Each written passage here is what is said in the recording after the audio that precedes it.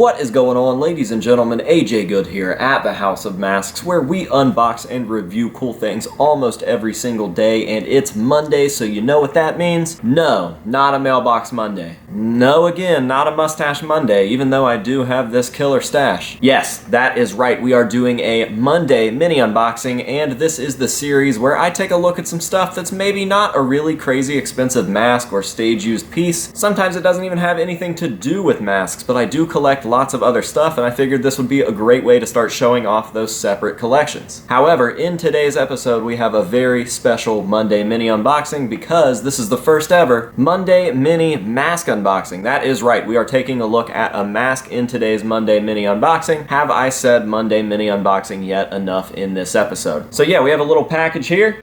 That's what she said!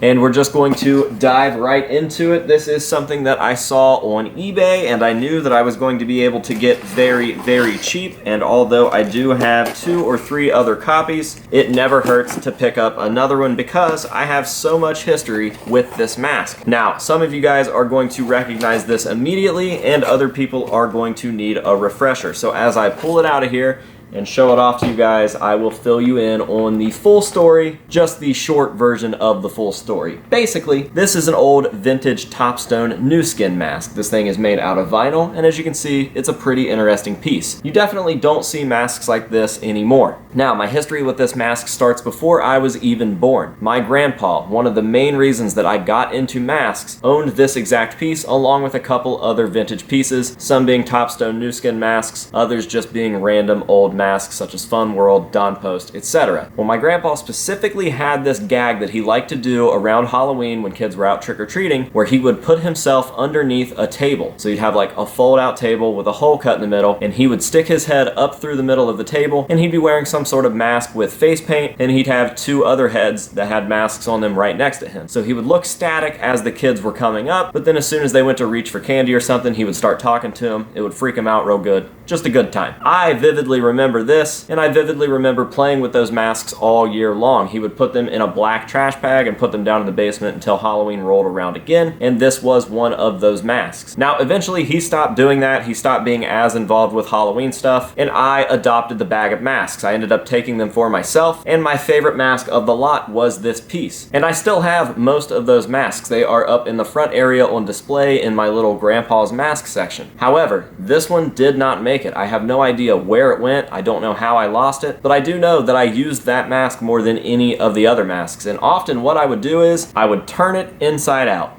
No idea why, but between the RIP skull and this mask, I would turn them inside out and I would wear them like this. They gave me some sort of weird, like, Volume 3 Corey vibes. I can't explain it, I don't know why I did it, but I did that pretty often, and that's why I remember this mask so vividly. Now, when it is not turned inside out, it's actually quite a bit cooler than the other Topstone Nu Skin masks, in my opinion. A lot of them look like something off of, like, Fraggle Rock or something, but this one looks straight up Evil Dead. Definitely looks like a Deadite, and is definitely my favorite out of the Topstone Nu Skin line. So now that we are caught up on the first half of my history with this mask and why I like it so much and why I have so many now, we'll go ahead and get to the second part that happened to me later in life. After I had started the House of Masks, after I was doing YouTube videos, unboxing masks all the time, hunting down grails, I decided that I needed another one of these pieces. Now keep in mind, I had not had another copy at this time. My grandpa's was the only one I ever had, and it just didn't exist anymore. No clue where it went. So I was in the middle of tracking down all these old Topstone Nu Skin masks, but I just could not find this version. No matter how hard I tried, I could not find it. Couldn't even find like catalog photos of it. Finally, one popped up on eBay, and I was trying to purchase it, and I kept making offers, but the seller was just being incredibly unreasonable, and I sent them a message and just kindly told them why I wanted this mask so bad,